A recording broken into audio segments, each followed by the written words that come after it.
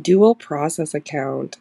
Within the field of cognition devoted to thinking, reasoning, problem solving, and decision making, a long-standing tradition in psychology and in the cognitive sciences is the notion that some cognitive processes are fast, somewhat effortless, and not tied to consciousness, and that other cognitive processes are slower, more effortful, and more closely tied to consciousness.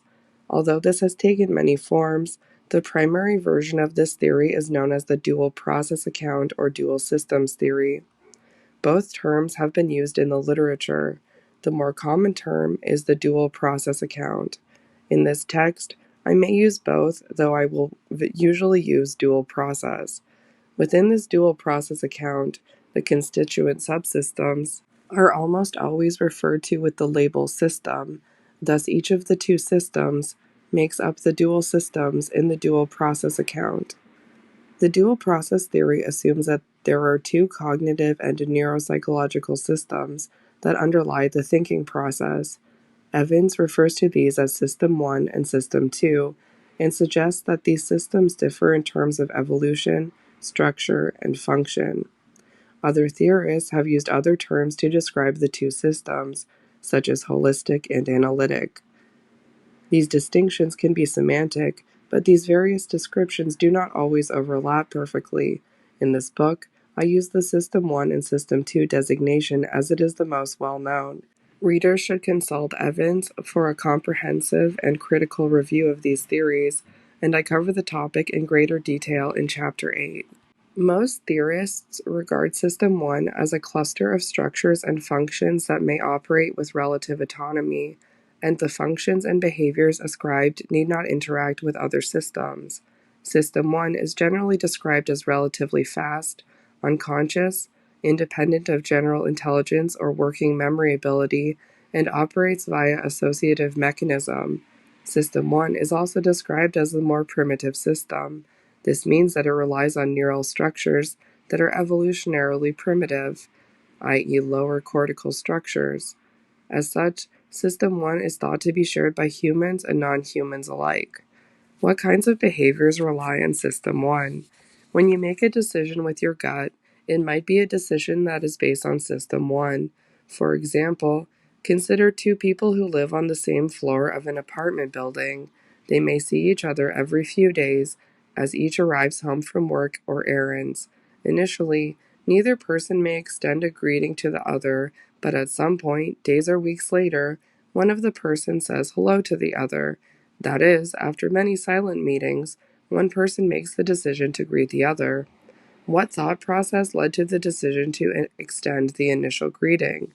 Although it is possible that the greeter deliberated about this every morning, weighing the costs and benefits of a greeting and trying to maximize the benefit of saying hello, a more likely alternative is that the greeting felt appropriate at the time. After a number of uneventful and silent encounters, the greeter felt that the second person was safe, friendly, or otherwise deserving of a greeting. Put another way, it is probably hard for the greeter to put into words why he or she chose to say hello to the other person. It probably just felt right. But behind that right feeling, there is likely to be a whole catalog of observed behavior, memories, and associations that help to tip the scale in favor of a greeting. This catalog of observed behaviors, memories, and associations is the underpinning of System 1 behavior. When you make a more conscious, deliberative decision, it might be thought to involve System 2 processes more heavily. For example, I recently purchased a new vehicle. My current vehicle at the time was an 11-year-old Honda Pilot, and there were a number of problems that were worrying me. I took the car to a dealership for an estimate for several different repairs, and this proved extensive. I then considered how much I was willing to spend to repair the vehicle and how much longer I thought I might want to drive an 11-year-old car. I reasoned that a newer and smaller vehicle might be a better option, and although I had not planned to buy a new car that day, I quickly made a list of costs and benefits, pros and cons, and contacted my wife for a quick discussion. Although there were probably aspects of System 1 reasoning, the decision-making process was one that required a slower, more deliberative approach, a consideration of many outcomes and scenarios, the careful and explicit weighing of evidence, and a conscious decision. This is System 2 thinking. The dual process approach, though intuitive, has received some criticism as well. In a recent review, Evans and Stanovich, who are proponents of the dual process approach, outlined what they consider to be some of the primary criticisms and concerns with this theory. For example, one problem is that dual process theorists have offered multiple and vague definitions. At various times, they have been referred to as implicit, explicit, associative, rule-based, intuitive, reflective, conscious, unconscious. Individually, these descriptions and dissociations might be workable, but collectively they become more problematic. It is unlikely to be the case that all System 1 behaviors are equally uncontrolled, unconscious, associative, implicit, and intuitive. A second common criticism is that the proposed groupings have not been well aligned. That is, the features for behaviors that are thought to belong to one system are not always observed together. Many researchers have suggested that what might seem like evidence for two separate systems or processes is equally compatible with the view that thinking behavior operates on a single continuum.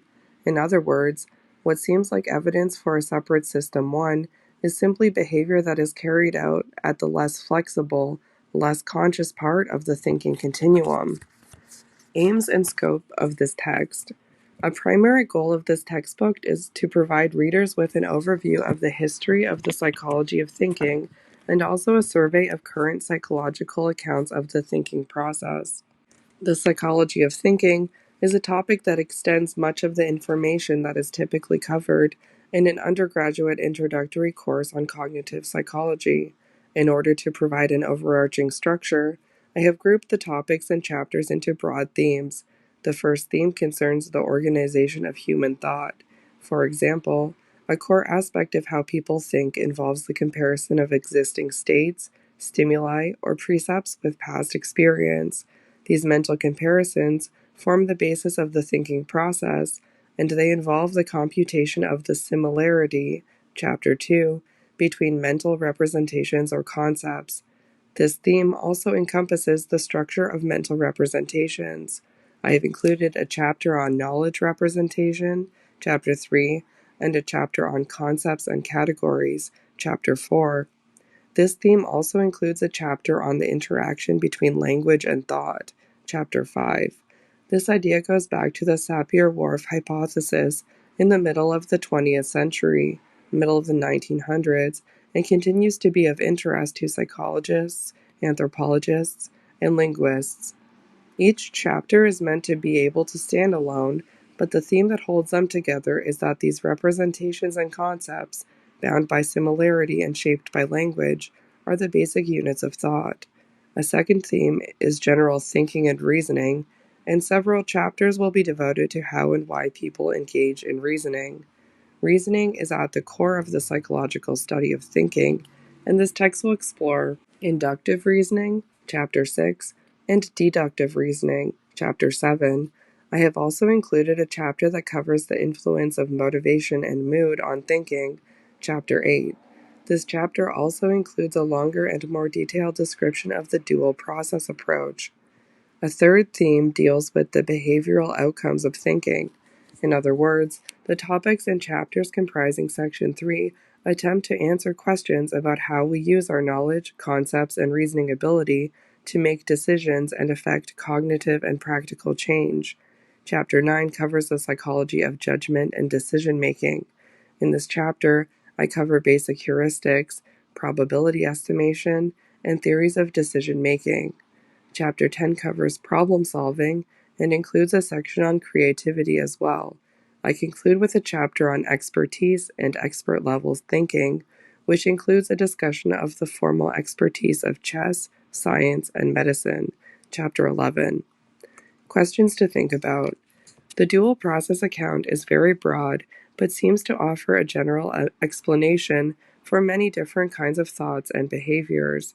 What are some other examples of System 1 thinking? What are some examples of System 2 thinking? Multitasking is described as a challenge to the thinking process but it can also be a benefit. Can you describe some examples of how and why multitasking is beneficial to behavior, as well as some other examples for why it is detrimental? The smartphone has had some impact on cognition and behavior, but it is not clear if the overall effects have been positive or negative. What are some real and clear benefits that the smartphone has on cognitive processing?